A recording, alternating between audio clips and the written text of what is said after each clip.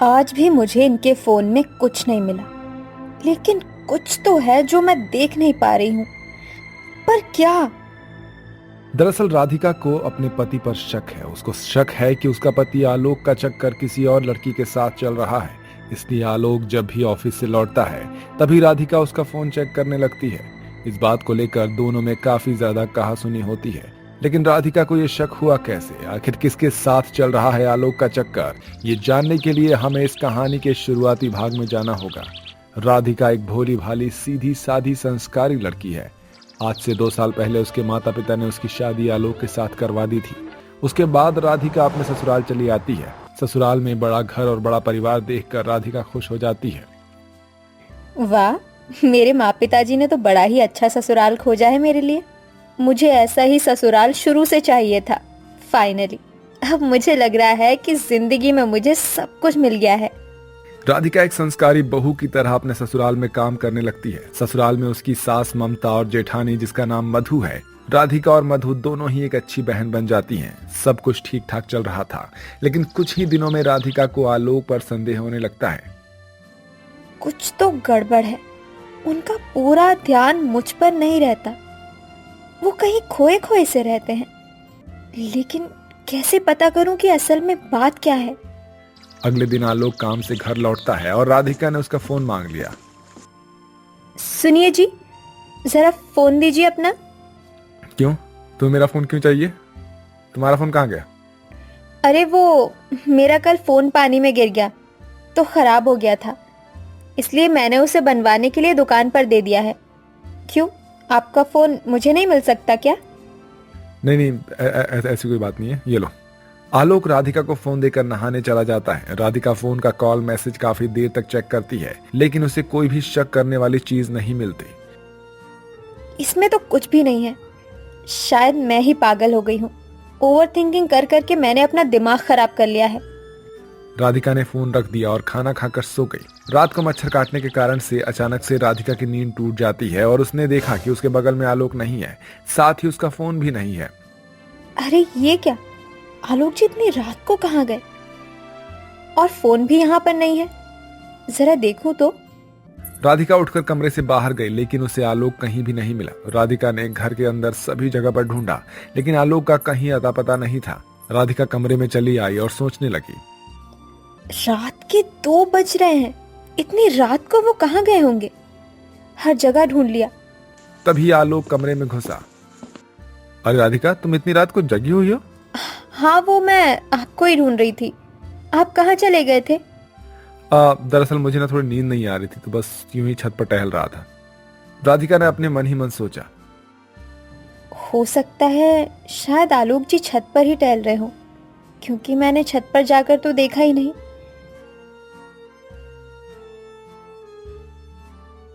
बड़ी बहू, घर में नई बहू आई है। आज नैतिक के साथ झगड़ा मत करना। हाँ हाँ माँ जी, आप तो ऐसे बोल रही हैं जैसे झगड़ा सिर्फ मैं ही करती हूँ। आपका बेटा तो जैसे दूध का धुला हुआ हो। हर जगह तो गलती सिर्फ मेरी ही होती है। उस रात को मधु और नैतिक ने बहुत झगड़ा किया। उसके बाद नैतिक फिर से चला गया। ये सब जानकर आलोक ने राधिका से कहा, बेचारी भाभी कितना कुछ सहती है ना, यहाँ पर भैया उन्हें कुछ समझते ही नहीं है। हाँ, शायद आप सही कह रही हैं। राधिका ने इस बात पर ज्यादा ध्यान नहीं दिया। आलोक भी ऑफिस चला गया। दोपहर को खाना बनाते हुए मधु अपना फोन रसोई में रखकर किसी काम से अपने कमरे में चली गई। राधिका ऐसे ही रसोई में खाना बनाती रही। तभी मधु का फोन बजने लगा। राधिका ने देखा कि उसकी जेठानी के फोन में देवर लिखा हुआ है। राधिका को थोड़ा अजीब लगा। ये आलोक जी दीदी को क्यों फोन कर रहे हैं? मेरा फोन तो मेरे पास ही है। राधिका ने मधु का फोन उठा लिया और कुछ नहीं बोला। उधर से आलोक की आवाज आई, हेलो माय स्वीट हार्ट, खाना बन गया है क्या? अगर बन गया हो तो गरम गरम खाना अपने नरम नरम हाथों से मुझे भी खिला दो। राधिका के ऊपर जैसे आसमान से बिजली गिर पड़ी। उसने सोचा भी नहीं था कि उसकी जेठानी के साथ उसके पति का चक्कर चल रहा है। उसने तुरंत फोन रख दिया। ये जो मैंने सुना, ये क्या सच था? मुझे बहुत घबराहट हो रही है। क्या करूं? अभी जाकर दीदी से पूछूं क्या? नहीं, अभी पूछकर कोई फायदा नहीं होगा। मुझे उसके लिए पक्का सबूत चाहिए।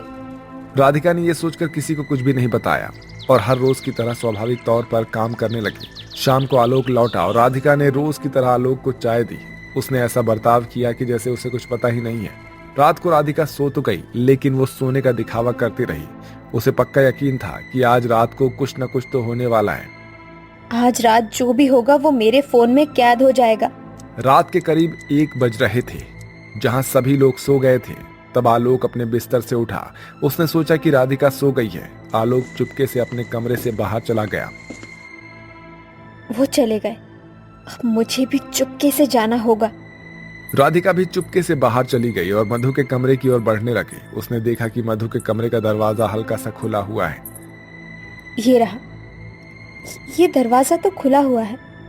वो इसी कमरे में गए होंगे, मुझे पक्का यकीन है। राधिका के हाथ में उसका फोन है। वो दरवाजे के खुले हुए हिस्से से कमरे के अंदर जाती है और जो देखती है वो देखकर उसका होश उड़ जाता है।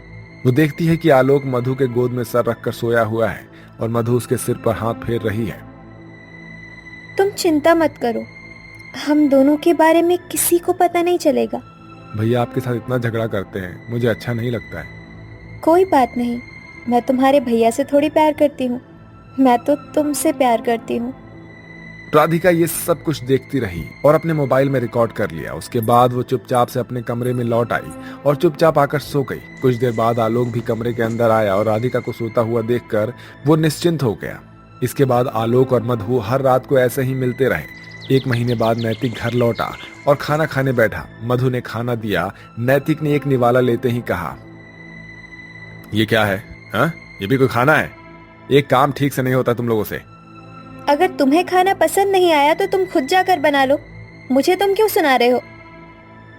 हमेशा की तरह क्यों झगड़ता रहता है बहू के साथ? एक तेरा भाई भी तो है, क्या वो झगड़ता है अपनी पत्नी के साथ?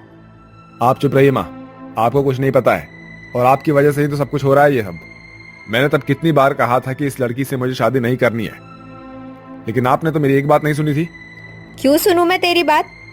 इस घर में मैं जो कहूंगी वही होगा। नहीं माँ जी, ये आपने बहुत गलत किया था। किसी की गर्लफ्रेंड को किसी और से शादी करने के लिए मजबूर कर दिया आपने। ये बोलने के बाद सभी ने राधिका की ओर बड़ी हैरानी से देखा। ये क्या, मधु को सब कुछ पता चल गया? तो कहना क्या चाहती है बहू? मैं सिर्फ ये कहना चाहती हूँ कि मधु दीदी और बड़े भैया एक दूसरे से प्यार नहीं करते हैं। तो बहू, मधु किससे प्यार करती है? मेरे पति से। ये सुनते ही जैसे ममता को सदमा सा लग गया। क्या?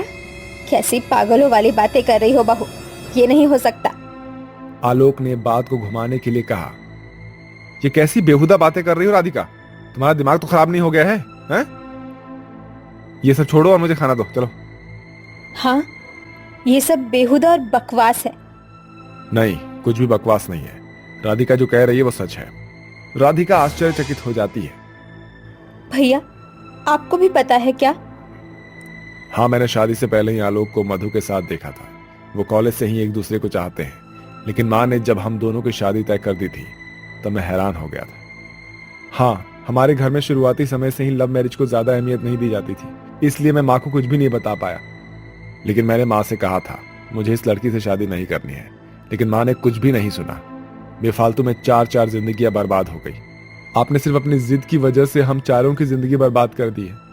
ये आपने बिल्कुल भी सही नहीं किया माँ जी। ममता ये सब सुनने के बाद और समझने के बाद रो पड़ती है।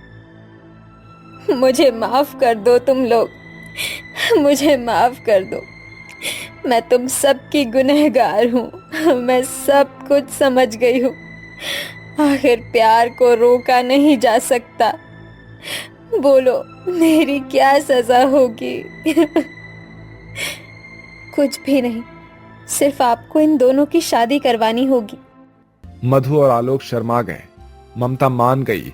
आखिर ऐसे दिखावे की शादी से प्यार भरी शादी 1000 गुना बेहतर है।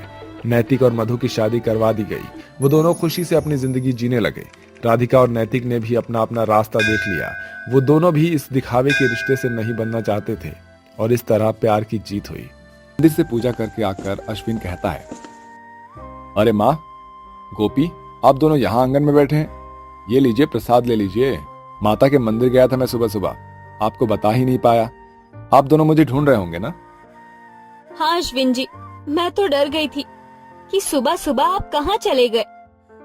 हाँ बेटा, तू ऐसे चुपचाप मत जाया कर, बता कर जाया कर। अरे माँ, दूसरे गांव में काम पर भी तो जाना है। आपको पता है ना, वहाँ जाने में 1 घंटा लगता है, इसलिए सुबह बिना बताए चला गया। और वैसे भी आज सोमवार था, महादेव पर जल भी चढ़ाना था, इसलिए मैं चला गया। हाय मेरा बेटा कितना संस्कारी है, जुग जुग जियो मेरे बेटे। अश्विन जी, अगर आपकी पूजा पाठ हो गई हो तो आकर नाश्ता ग्रहण कीजिए। हाँ हाँ बिल्कुल, अब तो मूषक कूद रहे हैं पेट में। मैं भोजन के लिए स्थान ग्रहण करता हूँ। मेरा संस्कारी नौटंकी बेटे शुद्ध हिंदी तो ऐसे बोलता है जैसे पिछले जन्म का कोई पंडित हो। वो तो माँ मैं हो ही सकता हूँ। ये कहकर गोपी अपने पति को खाना परोस देती है और वो सभी लोग एक साथ बैठकर खाना खाते हैं। गोपी की नजर में उसका पति उससे बेहद प्यार करता था। वो कभी कभी उसके लिए गजरा लेकर आता था और उसके बालों में लगाया करता था, तो कभी थक जाने पर उसके पैरों की मालिश कर दिया करता था। दोपहर को गोपी धूप में अपने कपड़े सुखा रही थी कि तभी अश्विन उससे कपड़े छीन कर कहता है, अरे प्रिय तुम बैठो, इतनी धूप में तुम कमजोर होती जा रही हो, इतना सारा काम क्यों करती हो? थक गई हो ना? बैठो, मैं तुम्हारी मदद कर देता हूँ। अरे आप क्यों इतना कष्ट कर रहे हैं, मैं कर तो रही हूँ। चुप रहो तुम, मुझे अब मदद करने दो। पूरे दिन घर का काम करते रहती हो। ठीक है। अच्छा मुझे भी काम पर जाना है, तो ऐसा करो कि मेरा रोटी के साथ जो है ना गुड़ बांध देना। पर अश्विन जी, आज तो रविवार है, आज आप घर पर रहेंगे मेरे साथ? अरे गोपी, कभी कभी काम आ जाता है तो जाना पड़ता है ना, छुट्टी के दिन भी। ठीक है। ऐसा कहकर गोपी उसके लिए खाना बांध देती है और अश्विन उसके सारे कपड़े सुखा देता है और उसे खाना लेकर चला जाता है। अपने पति को जाते हुए देखकर वो प्यार से कहती है, मैं कितनी सौभाग्यशाली हूँ कि मुझे इतने अच्छे पति मिले हैं। दिया लेकर भी ढूंढूं तो अश्विन जैसे साथी मुझे कभी नहीं मिलते। कितना प्यार करते हैं, कितनी मदद करते हैं मेरी, और ऊपर से संस्कारी भी तो है। ओहो, तो बहू मेरे बेटे के ख्वाब में डूबी हुई है। चला जा, पापड़ बनाते हैं। जी माँ जी। वहीं दूसरी ओर अश्विन गांव की एक मीका नाम की लड़की के साथ खेत में बैठा था और उसके हाथ से खाना खा रहा था। तुम्हें याद नहीं आती क्या मेरी? कितना लेट आए हो, कब से इंतजार कर रही थी तुम्हारे यहाँ पर। अरे तुम खाना बनाकर तो लाती नहीं हो, इसलिए मैंने अपनी बीवी से ही खाना बनवा लिया ताकि मैं तुम्हारे हाथों से खा सकूं उसका बनाया हुआ खाना। वैसे मुझे अच्छा नहीं लगता है जब तक तुम मुझे अपने हाथों से न खिला दो। अच्छा जी, कितना मक्खन लगाओगे मुझे? तुम कहो तो पूरी मक्खन की फैक्ट्री ले आऊं तुम्हारे लिए। मेरे लिए इतना भी कुछ करने की जरूरत नहीं है तुम्हें। वैसे एक बात बताओ, ऐसे तुम छुप छुप कर मुझसे कब तक मिलोगे? 2 साल हो गए हमारे प्यार में। अपनी पत्नी को भगाओगे या नहीं भगाओगे? उसका तो पता नहीं, लेकिन तुमसे जरूर भागकर शादी करना चाहता हूँ। वो क्या है ना कि माँ उसे घर से जाने नहीं देगी। चलो आज मैं तुम्हें थोड़ी सी पिला देती हूँ। ये कहकर मिहिका अश्विन के साथ अपना वक्त गुजारती है और उसे इतना पिलाती है कि वो अपना होश खो बैठता है और उसका हाथ पकड़कर घर ले आता है और नशे में अपनी माँ से बात करके कहता है, माँ देखो मैं तुम्हारी बहू ले आया हूँ, और गोपी तू भी देख ले, तेरी सौतन आई है, तेरी सौतन। अब से मिहिका हमारे पास ही रहेगी, आया समझ में? अश्विन, ये सब क्या है? तू तो कभी पीता नहीं था, पर आज तूने इतनी पी ली। ऊपर से ये लड़की, बहू के जीते जीत उसके सामने सौतन कैसे ला सकता है, वो भी इस घर की चौखट लांग कर। मेरा दिल गवाही दे ही नहीं रहा कि मेरा बेटा ऐसा कर सकता है। तुम अपने बेटे को दूध का धुला समझती हो क्या, जो वो संस्कारी निकलेगा? अरे दिखावा करता है, सब दिखावा। ये तो इन 2 सालों में जान चुकी हूँ मैं। ये सब सुनकर गोपी रोने लगती है और कहती है, 2 साल से? नहीं नहीं, ये सब नहीं हो सकता। अश्विन ऐसा नहीं कर सकते, मुझे धोखा नहीं दे सकते। पर उसने तुझे धोखा दिया है, समझी गवार?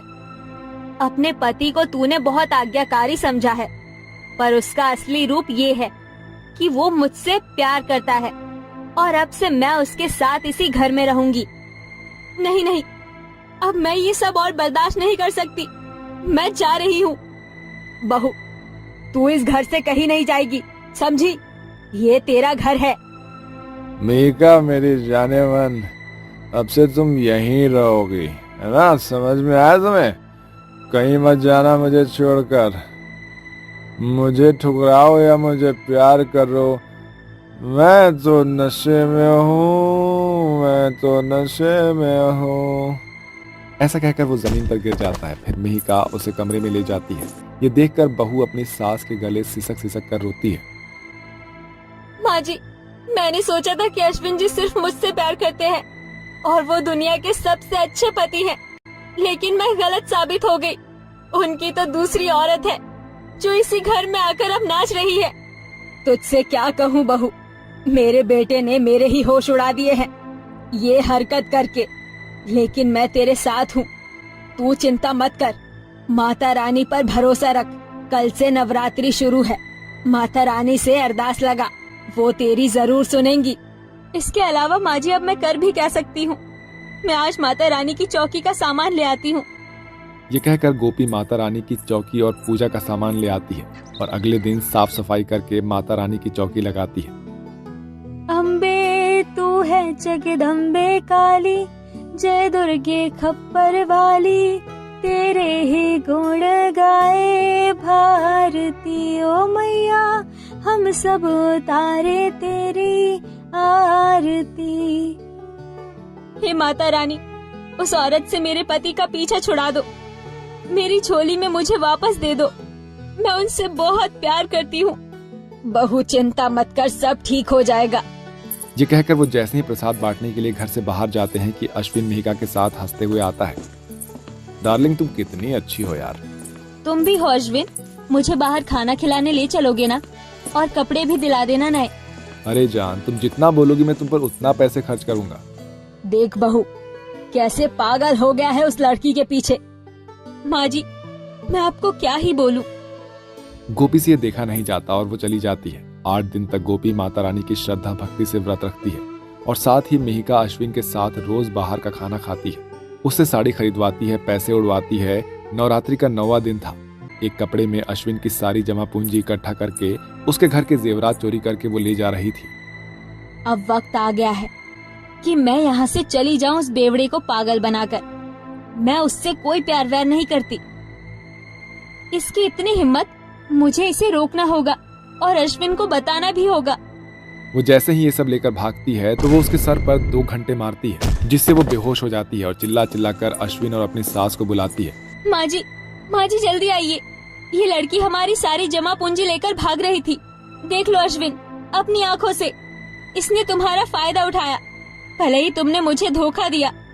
तभी अश्विन और मोहना उसके पास आते हैं, मुंह पर पानी के छींटे डालते हैं। अच्छा हुआ गोपी, तुमने मेरी आंखें खोल दी। ये औरत मेरे प्यार के लायक बिल्कुल नहीं है। मिहिका तुम चली जाओ यहाँ से, उससे पहले कि मैं यहाँ पर पुलिस वालों को बुला लूं। नहीं, ऐसा मत करना, मैं चली जाती हूँ। ये सब पैसे वैसे तुम रखो। ये कहकर मिहिका माफी मांगकर वहाँ से चली जाती है। अश्विन गोपी से माफी मांगकर उसे गले लगा लेता है और गोपी माता रानी के सामने हाथ जोड़कर कहती है, माता रानी, आपने मेरी अरदास सुन ली, मेरा पति मुझे वापस लौटा दिया, उसके लिए आपका बहुत बहुत शुक्रिया। आज हम दोनों फिर से मिल गए, चलो बच्चों को कंचिका खिलाते हैं। तभी दोनों छोटी कन्याओं को खाना खिलाकर उन्हें उपहार देते हैं। इस तरह गोपी को उसका पति मिल जाता है और वो खुशी खुशी उसके साथ रहने लगती है। दोस्तों, अगर आप भी देवी माँ में आस्था और विश्वास रखते हैं तो कमेंट में जय माता दी जरूर लिखें।